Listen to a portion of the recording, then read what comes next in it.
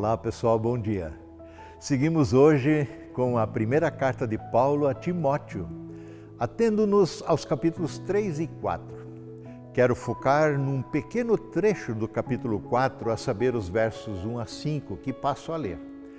O Espírito diz claramente que nos últimos tempos alguns abandonarão a fé e seguirão espíritos enganadores e doutrinas de demônios. Tais ensinamentos vêm de homens hipócritas e mentirosos, que têm a consciência cauterizada e proíbem o casamento e o consumo de alimentos que Deus criou para serem recebidos com ações de graças pelos que creem e conhecem a verdade. Pois tudo que Deus criou é bom, e nada deve ser rejeitado se for recebido com ação de graças, pois é santificado pela palavra de Deus e pela oração. Paulo está falando aqui em apostasias que deverão ocorrer nos últimos tempos. Os últimos tempos é, na verdade, um tempo bem abrangente. Inicia com a primeira vinda de Cristo e se estende até ao segundo advento, a segunda vinda de Cristo. Portanto, estamos incluídos nesse período, os últimos tempos. E se é algo que se refere ao futuro na perspectiva de Paulo e também na nossa perspectiva, porque Cristo não voltou ainda, então isso carece de revelação. Afinal, nós não conhecemos o futuro e ele não nos pertence. Quem sabe a respeito do futuro é o Senhor, pois é Ele mesmo quem o determina. Assim, falar do futuro não é tarefa de adivinhadores, prognosticadores, mas é uma humilde atribuição daquele a quem o Senhor quiser revelar alguma coisa. Por essa razão, diz aqui no verso 1 do capítulo 4, ora, o Espírito, com letra maiúscula, portanto, o Espírito Santo, afirma expressamente que. Assim Paulo começa. Se é o Espírito que diz, ainda que Paulo o escreva, a autoria dessa afirmação é o próprio Espírito Santo, portanto, trata-se de uma revelação. Não sabemos como e quando essa revelação ocorreu, não sabemos se essa revelação foi de uma forma direta. Paulo não se detém em detalhes, não explica isso. Contudo, Paulo não está inventando coisas. Essa afirmação expressa do Espírito Santo está exatamente respaldada no que o próprio Senhor Jesus já falou em relação ao fim dos tempos. O Espírito Santo não se contradiz, pois este mesmo Espírito que habitava plenamente, em plenitude na pessoa de Jesus, é exatamente o mesmo Espírito de Deus que habita e fala em nossos corações. Por exemplo, em Mateus 24, um capítulo bastante longo, Jesus fala aos seus discípulos sobre os sinais do fim dos tempos. E ali ele diz expressamente nos versos 10 e 11, naquele tempo muitos ficarão escandalizados, trairão e odiarão uns aos outros, e numerosos falsos profetas surgirão e enganarão a muitos.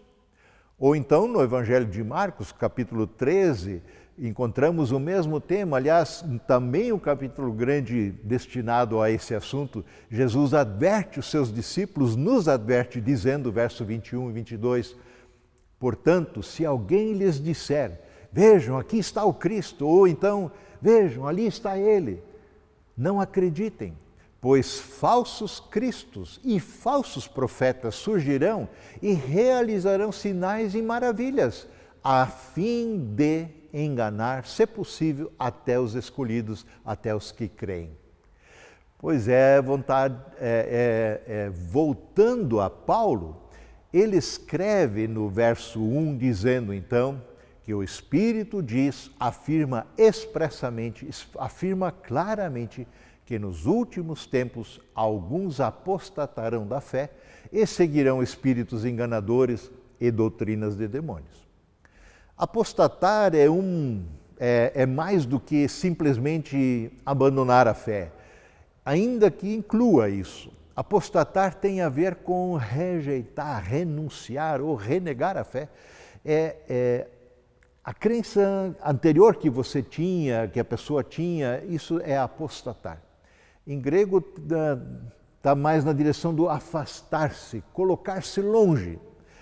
Mas afinal, um verdadeiro crente em Cristo pode apostatar da sua fé? Uma vez que creu em Cristo, sua salvação não está garantida? Bem, conheço particularmente pessoas que acompanhei por um bom tempo na vida que apostatou da fé e hoje segue espíritos enganadores e doutrinas de demônios. Mas não é só por causa desta situação que eu creio que crentes em Cristo podem renegar a sua fé. O próprio Paulo já tinha alertado o jovem Timóteo a esse respeito aqui, nesta mesma carta, no capítulo 1, verso 19 e seguinte.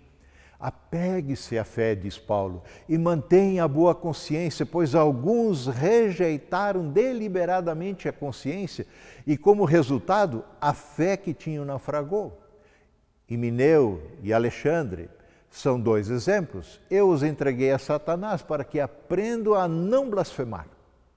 Com essa atitude, Paulo não deseja a condenação final deles, mas que por meio dessa excomunhão dos pecadores sejam novamente conduzidos ao arrependimento e sejam restaurados na sua fé. Mas aqui em nosso contexto, o Espírito diz, afirma expressamente, claramente, que nos últimos tempos alguns apostatarão da fé e seguirão espíritos enganadores e doutrinas de demônios.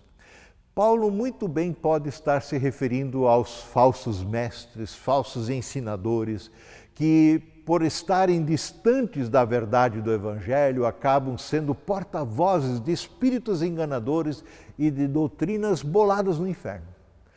Jesus mesmo nos alertou a respeito de Satanás e suas intenções. Diz ele é o pai da mentira. Seu propósito é dividir, enganar, obscurecer a verdade, entorpecer o entendimento, para que o entendimento do Evangelho não seja possível. Todo pensamento ou doutrina que se afasta da centralidade do Evangelho de Cristo provém destes espíritos enganadores e de doutrinas ardilosamente preparadas pelo inimigo da fé. Sendo assim, amados, voltemo-nos de coração à palavra e à oração. Não deixemos de buscar o Senhor, a verdade, a sua verdade, pois Ele mesmo é a verdade. Tudo o que necessitamos para uma vida piedosa e no temor do Senhor está em Cristo, que nos amou ao ponto de dar a sua vida por todos nós na cruz do Calvário. Nos firmemos nesta verdade. Amém.